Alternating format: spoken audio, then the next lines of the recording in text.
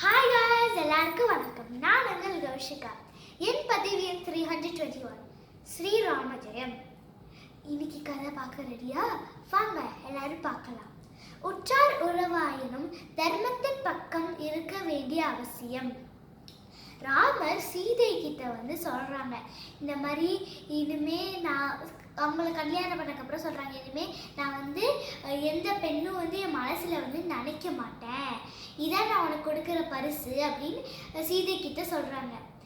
அப்படின்னு சொல்லி அவங்க ஒழுக்கமான வழியில போறாங்க.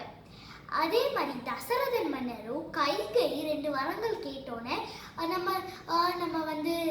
மகனை காட்டுக்கு அனுப்புகிறோமே அப்படின்னு சொல்லிட்டு அவங்க இந்த வரங்களை ஏற்றுக்க இல்லாமல் அப்படின்னு சொல்லாமல் அவங்க அதை ஏற்றுக்கிட்டு அவங்களும் கரெக்டான வழியில் போகிறாங்க.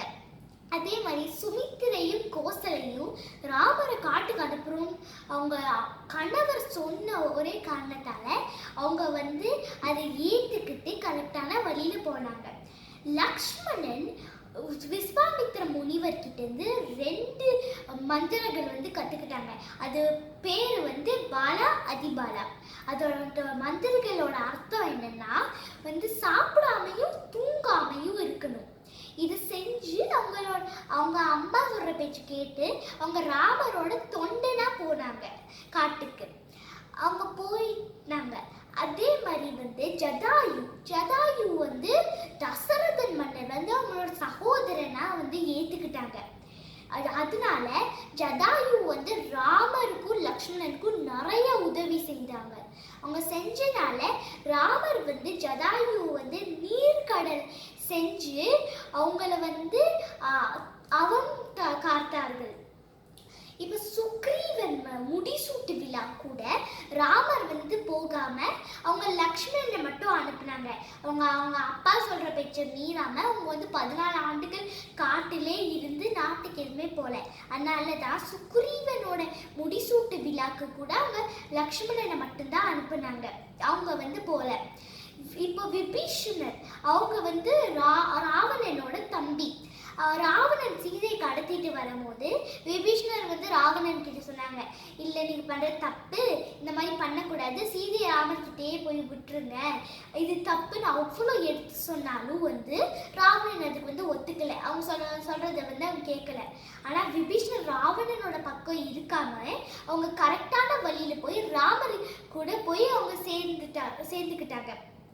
திரிசிதை பெரியப்பா இல்ல நாட்டோட மன்னர் அப்படின்னு எதுவுமே பார்க்காம அவங்க பண்றது தப்புன்னு புரிஞ்சுக்கிட்டு சீதையோட சைட்ல அவங்களுக்கு ரொம்ப ஹெல்ப்ஃபுல்லா இருந்தாங்க.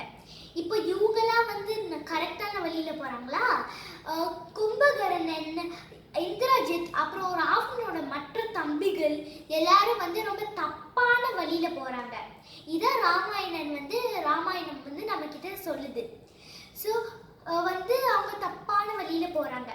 இப்போ போர் நடந்துட்டு இருந்துச்சு. ராமருக்கும் ராவணனுக்கும் போர் நடந்துச்சு. அப்ப ராவணன் கிட்ட எந்த ஆயுதமும் இல்லை.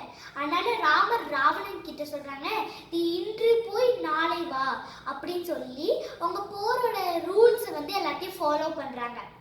இதெல்லாம் நான் எதுக்கும் நம்ம கிட்ட சொல்றேன்னா, நம்ம இப்போ நம்மளோட அண்ணன் தம்பி, நம்மளோட ஃப்ரெண்ட்ஸு, நம்மளுக்கு ரொம்ப க்ளோஸான யார் இருந்தாலும் இப்போ அவங்க தப்பான வழியில போறாங்களா, நம்ம அவங்களே தட்டி நம்ம கரெக்டான வழியில தான் எப்பயும் போகணும்.